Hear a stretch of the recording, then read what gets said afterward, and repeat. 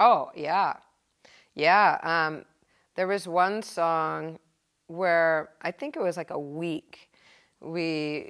She sang, like we'd be working on stuff, but I kept hearing her say, she'd go to the kitchen and get water or whatever, and I'd hear her sing, "This is my Vietnam," and then I let it pass, and then the next day she'd be over, "This is my Vietnam" again, and then pass, next day, "This is my Vietnam," and finally I'm like, let's write "This is my Vietnam," and she's all, "What are you talking about?" I'm like, well, pretty much every day this week you sang this melody, "This is my Vietnam," and let's just write that song.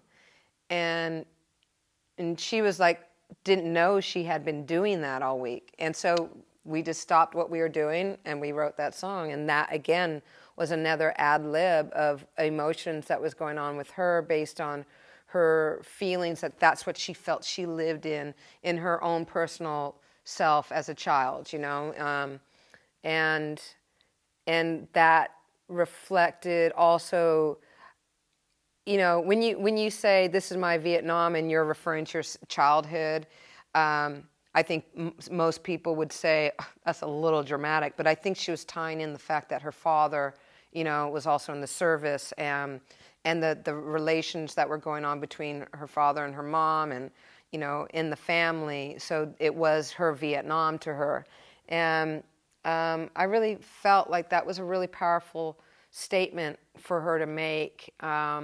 And therefore, yes, it was truly her emotions. Dear Diary.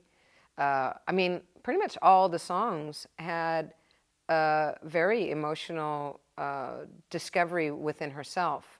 One night, Alicia was sick, and she got a really bad stomach ache or something, and she just kind of basically laid on the floor and went to sleep, and I was sitting in there, and so she's on the floor. I'm like going, whatever.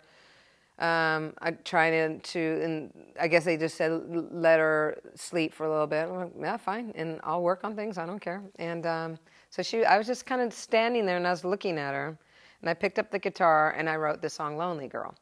And I played, and when she woke up, I don't remember. She left, and then she came back the next day, and I had just recorded the song. And I recorded it for me. I was like, oh, I like this song. And I wrote it about her. And then when she came back, I'm like, while you were passed out on my floor, I wrote the song about what I saw.